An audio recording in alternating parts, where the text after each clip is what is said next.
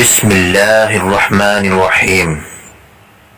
اگر تم قرآن کو آنکھوں سے دیکھو گے تو الفاظ نظر آئیں گے، دماغ سے دیکھو گے تو علم نظر آئے گا، دل سے دیکھو گے تو محبت نظر آئے گی، اور اگر روح سے دیکھو گے تو تمہیں خدا نظر آئے گا۔ روح اور جسم کی خواہش جدا جدا ہے، دونوں کا ساتھ نبھایا نہیں جا سکتا۔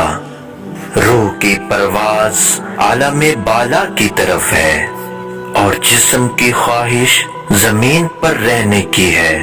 جب تلک انسان کی روح جسم کے ساتھ رہے گی تو مقصد حاصل نہیں ہوگا۔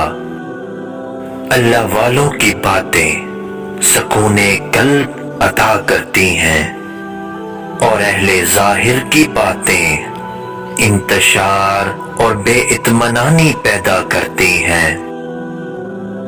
اگر انسان کی بینائی ختم ہو جائے تو وہ دن اور رات کا فرق نہیں کر سکتا۔ ٹھیک اسی طرح اگر دل اندھا ہو جائے تو انسان حق و باطل میں فرق نہیں کر سکتا۔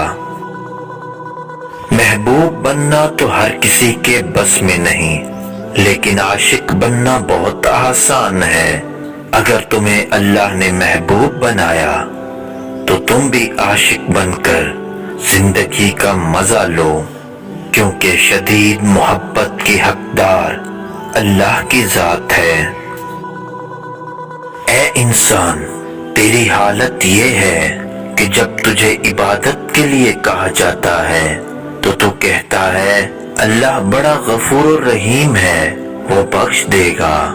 بے شک وہ غفور الرحیم ہے، وہ ذات رازق بھی ہے، رزق بھی دے گا، تو پھر کیوں رزق کی تلاش میں دن رات ایک کر دیتے ہو؟ انسان کا نفس خود ایک ظالم ہے، اس لیے فطری طور پر ظالم کا ساتھ دیتا ہے۔ جب انسان نفس کا سر قلم کر دے تبھی وہ حق و باطل میں فرق کر سکتا ہے۔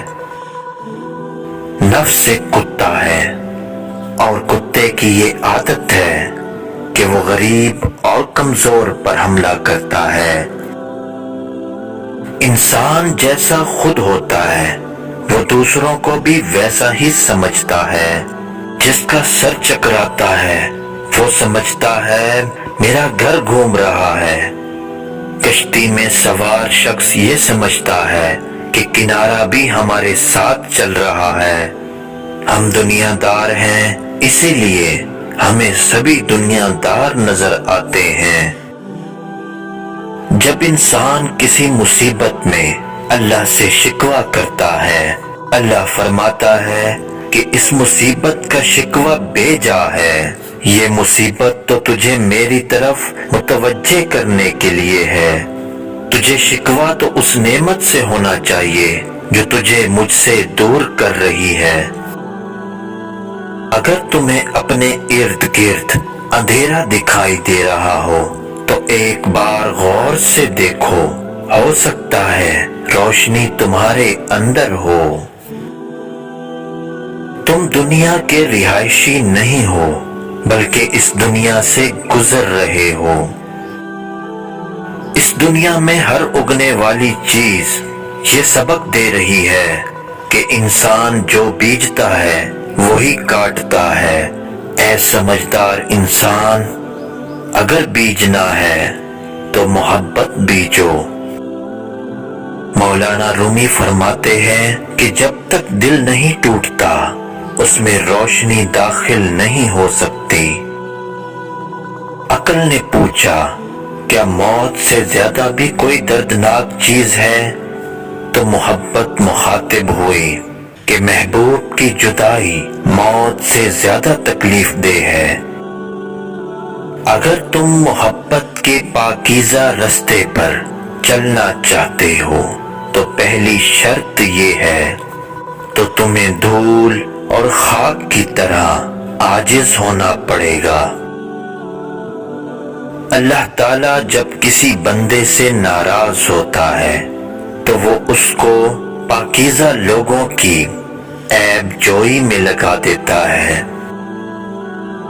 اپنے اندر تبدیلی کی کوشش کرتے رہا کرو، اولیاء اللہ کی صحبت اختیار کرو، تمہارے اندر خود بخود تبدیلی پیدا ہونے لگے گی۔ دنیا کو دھوکے کا گھر اس لیے کہا جاتا ہے کہ یہاں حقیقتیں الٹی نظر آتی ہیں۔ جب انسان کی آنکھوں میں ندامت کے آنسو نظر آتے ہیں تب اس پر اللہ کی رحمت برستی ہے۔